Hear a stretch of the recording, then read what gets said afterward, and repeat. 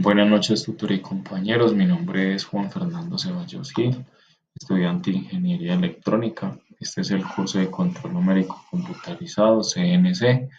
Mi número de grupo es el 243008-9. Mi tutor es Martín Gallo.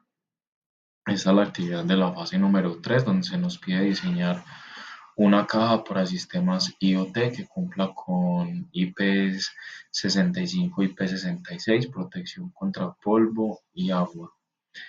Bueno, en el diseño que yo quise desarrollar una caja donde vamos a ver que sobre la vista superior, que es la tapa, se instalaron unos periféricos de entrada y de salida. Y pues ya en la fase se nos pide diseñar esa vista superior, una vista posterior, que es como la caja en sí, y la vista del lado izquierdo.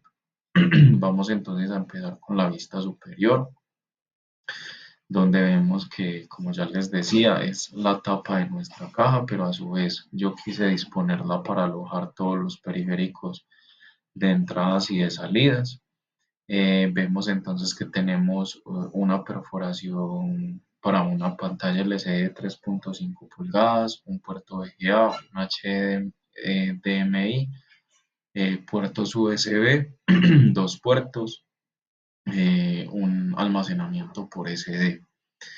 Eh, Vamos entonces acá a mirar, tenemos unas características de una pantalla LCD para Raspberry Pi, 85 por 63 milímetros, el puerto VGA que es de 16 por 9 milímetros con dos perforaciones de 2 milímetros para la fijación del puerto, un puerto HDMI de 14 milímetros por 6 milímetros y unas entradas de puerto USB, dos puertos USB, pero alojados en un sistema cilíndrico de diámetro de 20 milímetros aproximadamente, y la ranura de la SD con dimensiones de 25 por 3 milímetros.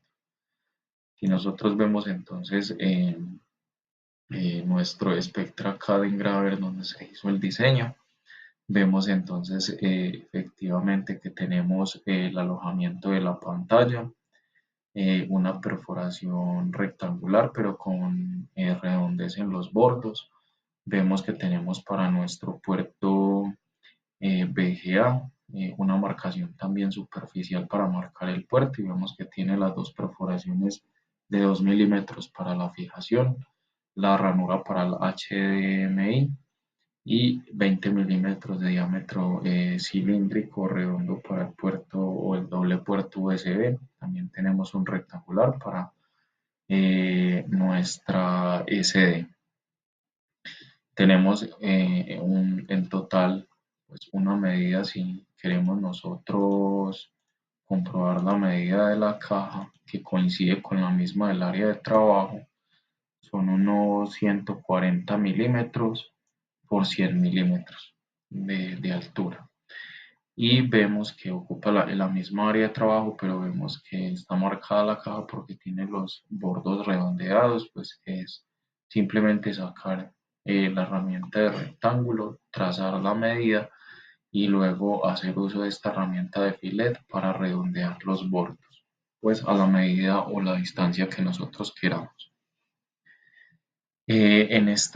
Pues para fijar la tapa de la caja o que luego la veremos en la vista posterior, pues se hace un avellanado, una perforación que no es pasante de 10 milímetros aproximadamente y luego hacemos una perforación interior pasante sin rosca de 5 milímetros. Pues esto con el fin de alojar la cabeza del tornillo y luego pues pasar la rosca del tornillo para la caja para poder hacer la fijación. Bueno, ya entonces tenemos la vista lateral izquierda. En esta vista quise ubicar la alimentación del sistema embebido, en este caso de la Raspberry Pi, un conector jack DC de 5 voltios de 9 por 11 milímetros. Tenemos acá y su marcación superficial para diferenciar de los demás componentes. Tenemos una ranura para un punto de conexión Ethernet para instalar un jack de 16 a 13 milímetros, un conector RJ 45M. Si nosotros lo vemos en nuestro archivo, eh, vemos entonces que está el área misma de trabajo como la que vimos anteriormente de 140 milímetros por 100 milímetros, pero como ya cambia la vista, pues vemos que ya es la medida diferente, ya no ocupa toda el área de trabajo, sino que tenemos una longitud de 100 por una altura. Vamos a verificar la altura de nuestra caja, que está aproximadamente unos 60 milímetros. Esta sería entonces la vista lateral izquierda. Nos quedaría la vista posterior, que en la vista posterior pues tenemos lo que recibe nuestra tapa, perforaciones, el espesor de nuestra caja y una marcación superficial en el fondo de la caja con mi nombre, la universidad y el año. En este caso entonces vamos a ver nuestra vista posterior. Vemos que tenemos acá ya una perforación roscada para tornillo de 5 milímetros.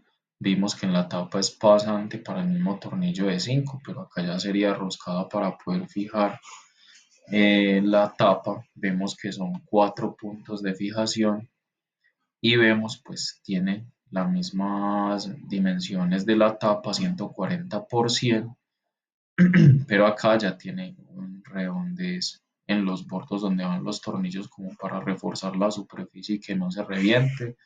Vemos redondez en el bordo, digamos, externo de la caja que coincide con el de la tapa. Y en este espacio o espesor de 10 milímetros, pues podemos poner un empaque o instalar algún tipo de silicona para hacer impermeable la caja y que no ingrese polvo. Y luego tenemos dos perforaciones en el centro con un diámetro de 5 milímetros externo avellanado, no es pasante, y una perforación central pasante para 3 milímetros. Ahí podemos instalar un tornillo de ensamble, un tornillo goloso para un chazo, sea fijación de pared, sea fijación en alguna otra superficie.